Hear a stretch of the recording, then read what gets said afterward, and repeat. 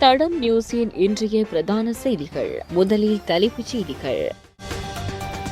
அஸ்விஸ்ம கொடுப்பனவு குறித்து வெளியான முக்கிய அறிவிப்பு. ஈரான் கடற்படையினர் விவகாரம் இன்று தூதரகத்துடன் முக்கிய கலந்துரையாடல். விமல் வீரவன்சவிற்கு எதிரான வழக்கு ஒத்திவைப்பு. சட்டவிரோதமாக சொத்துக்களை சேர்த்த முன்னாள் எம்பி சஜின் வாஸ் குணவர்த்தன கைது. உள்நாட்டு சந்தைக்கு 3700 மெட்ரிக் டன் எரிவாயு சிலிண்டர்கள் விநியோகம். நாட்டில் தங்கத்தின் விலையில் பாரிய வீழ்ச்சி. விரிவான செய்திகள். அஸ்விஸ்ம உதவித்தொகை திட்டத்தின் கீழ் 2022 மற்றும் 2023 ஆண்டுகளில் விண்ணப்பித்த நலன்புரி கொடுப்பனவை பெறுவோர் மற்றும் பெறாதோரின் தகவல்களை புதுப்பிக்கும் பணிகள் தற்போது முன்னெடுக்கப்பட்டு வருவதாக நலன்புரி நன்மைகள் சபை தெரிவித்துள்ளது. அதன்படி நலன்புரி நன்மைகளை பெறும் நபர்களின் பெயர் பட்டியலை வருடாந்தம் புதுப்பிப்பது கட்டாயம் என்பதால் இந்த பணிகள் முன்னெடுக்கப்படுகின்றன. இதற்கு தகுதியுடைய 29,93,558 நபர்கள் ஏற்கனவே தமது தகவல்களை சமர்ப்பித்துள்ளதாக தெரிவிக்கப்படுகிறது. இந்த நிலையில் அவர்களின் தகவல்களை உறுதிப்படுத்தும் மக்கள் தொகை கணக்கெடுப்பு பணிகள் தற்பொழுது நாடளாவிய ரீதியில் முன்னெடுக்கப்பட்டு வருவதாக அந்த சபை குறிப்பிட்டுள்ளது. இந்த மக்கள் தொகை கணக்கெடுப்பு பணிகள் எதிர்வரும் 28ஆம் தேதியுடன் நிறைவடைய உள்ளதாகவும், எனவே கணக்கெடுப்பு உத்தியோகத்தர் வீட்டுக்கு வரும்போது தேவையான ஆவணங்களை சரியாக வைத்திருக்குமாறும் அறிவுறுத்தப்பட்டுள்ளது. அதன்படி 18 வயதிற்கு மேற்பட்ட அனைத்து உறுப்பினர்களதும் தேசிய அடையாள அட்டைகள், கடந்த 3 மாதங்களுக்கான மின்சார பட்டியல்கள், காணி உறுதி பத்திரங்கள், வாகன உரிமை பத்திரம் மற்றும் மருத்துவ சான்றிதழ்கள் போன்ற ஆவணங்களை உத்தியோகத்தர்களிடம் சமர்ப்பிக்க தயாராக வைத்திருக்குமாறு கோரப்பட்டுள்ளமை குறிப்பிடத்தக்கது. இலங்கையின் பொறுப்பில் உள்ள ஈரான் கடற்படையினர் தொடர்பாக மேற்கொள்ளப்பட வேண்டிய அடுத்த கட்ட நடவடிக்கைகள் குறித்து அரசு அதிகாரிகளுக்கும் இலங்கையில் உள்ள ஈரான் தூதரக அதிகாரிகளுக்கும் இடையிலான கலந்துரையாடல் இன்று நடைபெறவுள்ளது. தூதரக அதிகாரிகளுடன் நடத்தப்படும் இந்த சந்திப்பின் பின்னரே ஈரான் கடற்படையினர் தொடர்பான மேலதிக நடவடிக்கைகள் குறித்து தீர்மானிக்கப்படும் என பாதுகாப்பு பிரதி அமைச்சர் அருண ஜெயசேகர தெரிவித்துள்ளார்.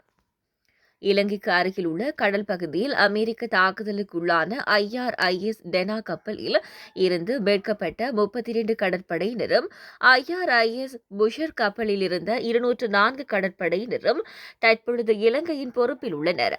ஈரான் மற்றும் அமெரிக்காவுக்கு இடையே நிலவும் போர் சூழலுக்கு மத்தியில் இந்த படைவீரர்கள் தொடர்பில் இலங்கை அதிகாரிகள் எடுக்கவுள்ள தீர்மானங்கள் குறித்து பலரது அவதானம் திரும்பியுள்ளது. எவ்வாறாயினும் இது தொடர்பில் நேற்று கருத்து தெரிவித்த பொதுமக்கள் பாதுகாப்பு அமைச்சர் ஆனந்த விஜயபால, ஈரான் கடற்படையினருக்கு 1 மாத கால அவகாச விசா வழங்கி மனிதாபிமான அடிப்படையில் அவர்களுக்கு தேவையான வசதிகளை செய்து கொடுக்க அரசாங்கம் நடவடிக்கை எடுத்துள்ளதாக குறிப்பிட்டார்.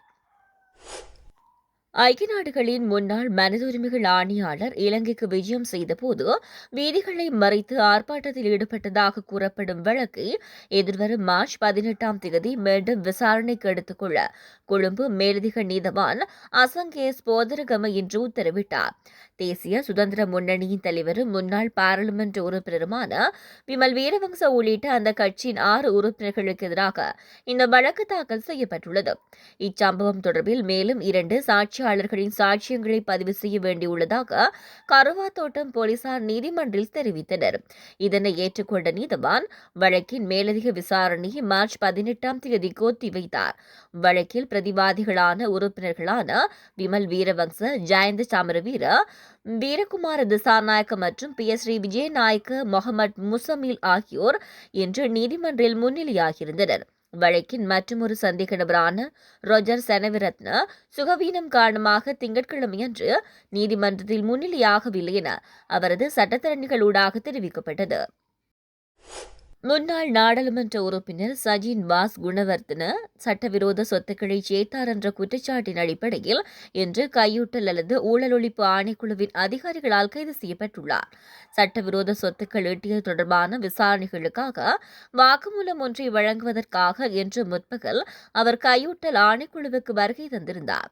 வாக்குமூலம் வழங்க வந்திருந்த வேளையிலே விசாரணைகளை முன்னெடுத்த அதிகாரிகள் அவரை கைது செய்துள்ளனர்.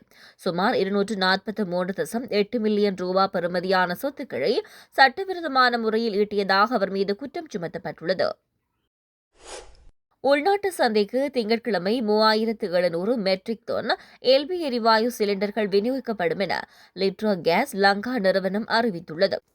அண்மை காலங்களில் மொத்தம் 7,900 மெட்ரிக் டன் எரிவாயு சிலிண்டர்கள் நாட்டுக்குள் கொண்டுவரப்பட்டுள்ளதாக லிட்ரோ நிறுவனத்தின் தலைவர் சன்ன குணவர்த்தன தெரிவித்துள்ளார். இதுகுறித்து அவர் மேலும் கூறுகையில், மார்ச் மாதத்துக்காக 38,000 மெட்ரிக் டன் எரிவாயு சிலிண்டர்கள் கோரப்பட்டுள்ளது. கூடுதலாக 30,000 மெட்ரிக் டன் எரிவாயு சிலிண்டர்கள் தற்போது மாலைதீவில் சேமித்து வைக்கப்பட்டுள்ளது. கோரப்பட்டுள்ள மற்றொரு கப்பல் 33,000 மெட்ரிக் டன் எரிவாயு சிலிண்டர்களுடன் மார்ச் 17ஆம் தேதி மாலைதீவை வந்தடைய உள்ளது என்றார். இதேவேளை அண்மையில் இலங்கையை வந்தடைந்த கப்பல் மூலம் கொண்டுவரப்பட்ட 3700 மெட்ரிக் டன் எரிவாயு சிலிண்டர்கள் விநியோகிக்கும் பணிகளை தமது நிறுவனம் தற்போது முன்னெடுத்து வருவதாக லாப் கேஸ் நிறுவனத்தின் பிரதம நிறைவேற்று அதிகாரி நலிந்த குருகுலசூரிய தெரிவித்துள்ளார். நாட்டில் கடந்த வாரத்தின் ஆரம்பத்துடன் ஒப்பிடுகையில் தங்கத்தின் விலையில் பாரிய வீழ்ச்சி ஏற்பட்டுள்ளதை அவதானிக்க முடிவதாக சந்தை ஆய்வாளர்கள் தெரிவிக்கின்றனர். கொழும்பு செட்டியார் தெருவின் இன்றைய தங்க விற்பனை நிலவரப்படி 22 கேரட் 1 பவுண்ட் தங்கத்தின் விலை 3,77,400 ரூபாவாக விற்பனை செய்யப்படுகிறது. அமெரிக்கா, இஸ்ரேல், ஈரான் மீது மேற்கொண்டுள்ள இராணுவ நடவடிக்கை காரணமாக கடந்த வாரத்தில் தங்கத்தின் விலை அதி உச்சத்தை எட்டியிருந்தது. கடந்த வார ஆரம்பத்தில் 22 கேரட் 1 பவுண்ட் தங்கத்தின் விலை 3,88,500 ரூபாய்க்கு விற்பனை செய்யப்பட்டது. இதேவேளை 24 கேரட் 1 பவுண்ட் தங்கத்தின் விலை இன்று 4,08,000 ரூபாவாக குறைவடைந்துள்ளது. இது கடந்த வாரத்தின் ஆரம்பத்தில் பவுன் ஒன்று 4,20,000 ரூபாவாக விற்பனை செய்யப்பட்டது.